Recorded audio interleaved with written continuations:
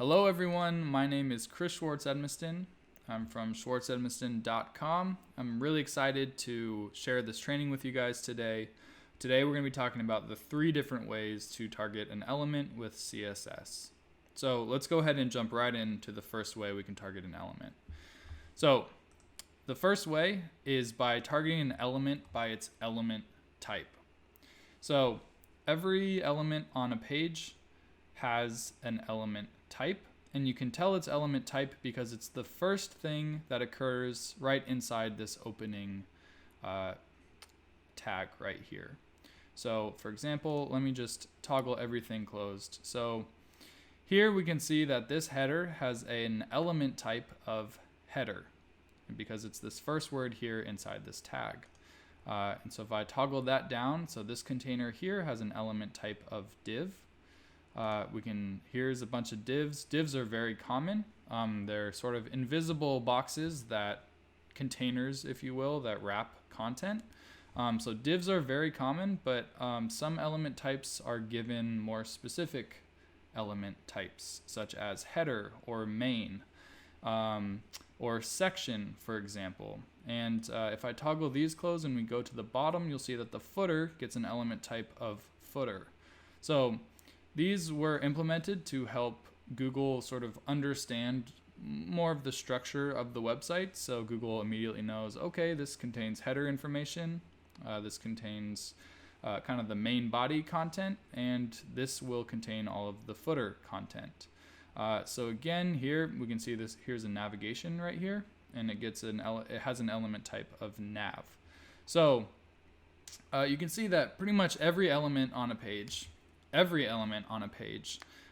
gets an element type, whether that's div, whether that's header. If we take a look at some typography here, this is the most common use case for targeting an element by its element type, is targeting headings or paragraph tags. So you can see these H1 elements have an element type of H1. This H3 here has an element type of H3. This link here has an element type of A. So if we wanted to target a link, we could target it by just targeting A and then opening up some curly brackets and writing some specific CSS for it. And then same with the paragraph, like on the body content text. Paragraphs get a element type of P. So we can use whatever is first right inside this opening bracket. We can use that to target the element and write CSS for that, any element with that element type. So it's important to understand that this is a very broad way to target elements, because we can't, when we write a style for just a P tag, it's going to style every single element on the website that also has a P tag.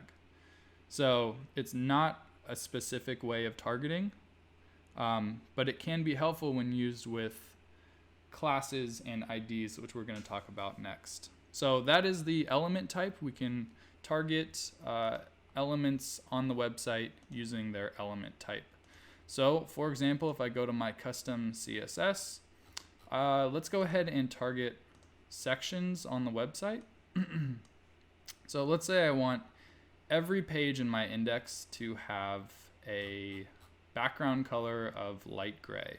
Well, I can target every single section, which is every page in the index. I'm going to go ahead and target these pages by their element type of section, and I'm going to give them a background of EEE, which is like a light gray.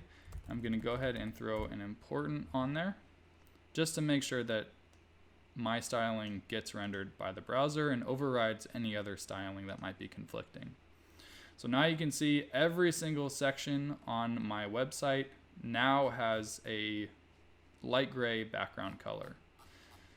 So again, it's a very general selector, because we're not saying, oh, we just want this one to be this background color. We're saying we want any element that has an element type of section to have this styling. And so it would be the same with targeting an H1, for example, an H1 heading. we're then changing the styling for every single H1 on the website. Okay, so let's talk about the next way to target an element. So the next way we can target an element is with a class. So this is a little bit more specific than just the general element type selector. So the way that, let's just go ahead and jump into the CSS. So let's stick with our section example. So we know that every page in an index gets a section element type, but we can also see that there's different classes being added to these sections as well. So for example, we're hovering over this first section. It gets a class of index page, and it has a background image, so it also gets a class of index page has image. So let's say, for example, we've changed all of our sections have a background color of this light gray. Well, what if we only want sections with background images to instead have a background color of red, for example? Well, classes are a great way to style multiple elements, but only if they have that class. And the way that we target classes is by using a period. So I'm going to go ahead and copy this class, index page has image. I'm going to target it with a period and then paste in that class name, open up some curly brackets, and we're just going to change this background color to red.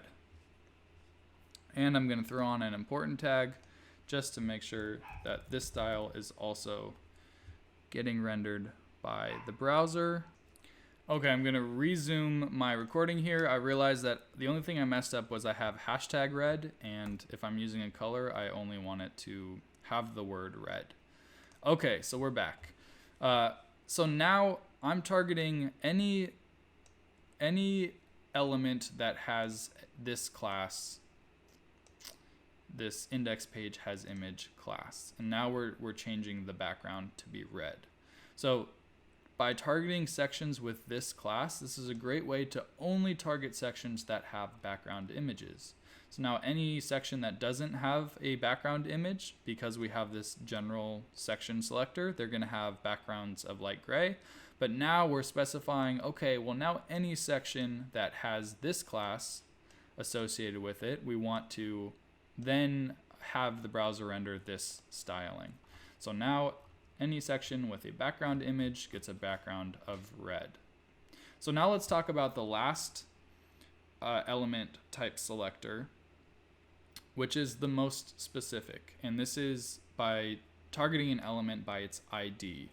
So if I jump back into the HTML for the page, we can see that individual sections, they have their element type, they have classes, and they also have IDs. So here we're hovering over this first section here, and we can see that each section gets its own individual ID. So this first section has an ID of welcome brine. So, and again, I really want to harp on the point that each ID is completely unique. So where we can just write one style and target any element that has this class, IDs are completely unique to that one element. So there's no two elements that would have the same ID. So it's a great way to have a unique identifier for just one element.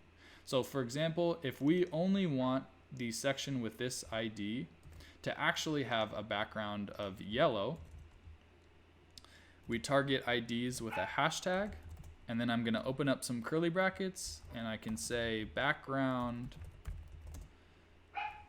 yellow, and I'll throw an important tag on there just to make sure that style is getting rendered.